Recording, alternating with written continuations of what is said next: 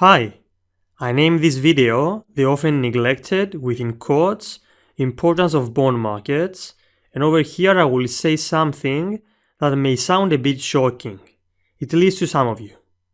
So if you happen to follow any of the financial news channels, you may have realized that although they do discuss about bond markets, the discussion is primarily shifted towards equity markets, or in other words, stock markets.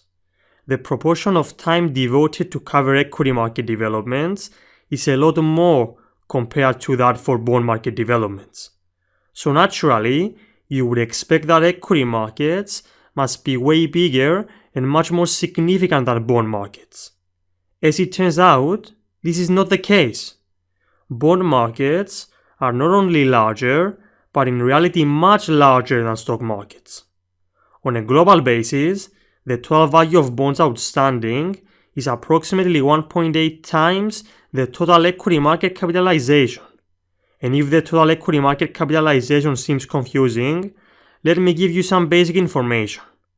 In order to get the equity market capitalization of an individual company, all you need to do is multiply its number of shares that are issued and outstanding by the market price of the stock, which is the same as the price of a single share. And the equity market capitalization gives us the market value of a publicly listed company. That is a company that has its shares listed for trading on a public stock exchange, such as the London Stock Exchange, to give you an example. Now, in order to get the total equity market capitalization, you can imagine doing this calculation for every publicly listed company individually, and then adding up the values in order to arrive to the total value on a global level, which is what we have over here. So moving on from that clarification, bond markets are almost twice as big as equity markets, and this difference in size is, I would say, mainly attributed to the fact that only corporations issue shares of stock, whereas in the case of bonds, in addition to corporations, sovereign governments actively issue bonds as well. Now, why do we observe the phenomenon that I expressed in the beginning? That is, why do financial news channels and the public in general mostly direct their attention to equity markets rather than bond markets, despite the fact that bond markets are larger in size? And you can try this out on your own as an exercise. Put on a financial news channel. One example of them being Bloomberg TV.